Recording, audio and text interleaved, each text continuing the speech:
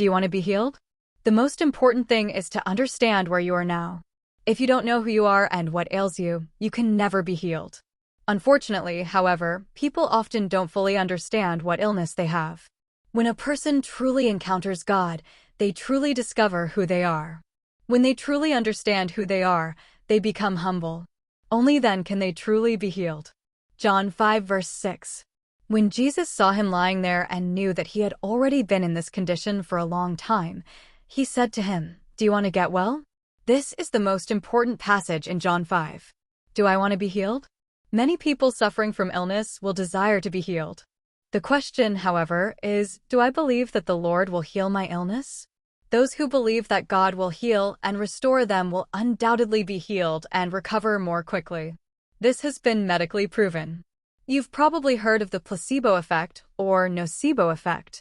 Faith is a crucial medium for creating great things. Faith itself is a powerful force. The most important question in our Christian lives is, do we live with faith in all things, or do we live in fear, anxiety, worry, and concern, bound by the circumstances we see? God's power is an almighty force that transforms the impossible into possible. Therefore, if we look to God's power and believe in Him in any situation, we can experience amazing miracles. John chapter 5 verse 7. The paralytic answered, "Sir, I have no one to put me into the pool when the water is stirred up. While I am coming, someone else steps down before me." This paralytic doesn't know why he can't get better. He blames only the impossibility of what he can see. So he explains why he hasn't been healed. He answers, "For 38 years I've waited here, hoping to be healed. But I'm waiting anxiously, because I have no one to put me back into the water when the angel comes and stirs the water. I want to get better, but there is no person to help me." John chapter 5, verse 8. Jesus said to him, "Rise, take up your mat, and walk."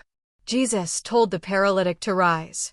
At that moment, the paralytic could have replied, "No, sir, not now. The next time an angel comes and stirs the water, please put me in the pool of Bethesda. Then I will be healed. Or, I have been lying there for 38 years. How can I get up? And the water hasn't stirred yet. What miracle can happen? That's ridiculous. Go away. This won't help." If that had been done, the paralytic would have just had to lie there. But this paralytic, listening to Jesus, knew that this was the one who could heal him. He believed what Jesus said and jumped up. Having been bedridden for 38 years, he probably never imagined getting up. This paralytic's recovery was truly a miracle. He believed that this man was the one who could heal him, so he told him to get up, and he did.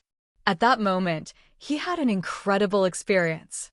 He had been bedridden for 38 years and had no strength to stand.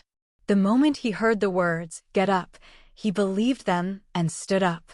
In that very moment, strength returned to his legs, and the paralysis that had tormented him for 38 years disappeared.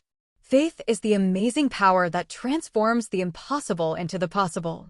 Mark 11 verse 23, "Truly I tell you, whoever says to this mountain, 'Go, throw yourself into the sea,' and does not doubt in their heart but believes that what they say will happen, it will be done for them." This is what happened to this paralytic. A miracle occurred the moment a paralyzed man, bedridden for 38 years, heard Jesus' words and believed. Jesus not only commanded him to walk, but also to take up his bed. There was no longer any need to lie down. This meant that they were to live not as mere namesakes of God's people, but as people who experienced God's power. People are controlled by their environment, and they live in joy or fear, worrying and anxieties. The bed is the visible environment. Our faith tells us to no longer be swayed by our environment. Even if we fear the visible environment, rejecting it is like removing the bed. Saints overcome their circumstances through faith. We are to reject fear and live victoriously through faith in the negative circumstances that confront us. Jesus said to the sick man, "Rise, take up your mat, and walk." In other words, Jesus is telling us, don't be held captive by the circumstances you see. Get up and with faith, push through them. I will be with you. I will help you. You will overcome all your circumstances and be victorious. This is how the Jews were supposed to live, believing and obeying God's word. Instead, They disobeyed him and lived trapped by their visible circumstances. Although the Israelites were called God's people, they lived without faith in him. Thus, they suffered continual suffering throughout history. This was the result of a life lived without faith in God's word. We must learn from their lives and no longer be caught up in our visible circumstances. We must boldly face any situation that arises in our lives, trusting completely in the Lord's word. The Lord always asks us, "Do you want to be healed? Do you believe that I will help you and be with you?" We must live a life of faith, answering the Lord's question with these words, "Yes, Lord, I believe. I believe that you are with me. You heal me. You give me the power and wisdom to overcome these difficult circumstances, and you will enable me to resolve them or endure them." Therefore, we must not be swayed by any circumstances that come our way, but trust completely in the Lord, enjoying freedom, peace, and happiness, and living healthy lives filled with gratitude.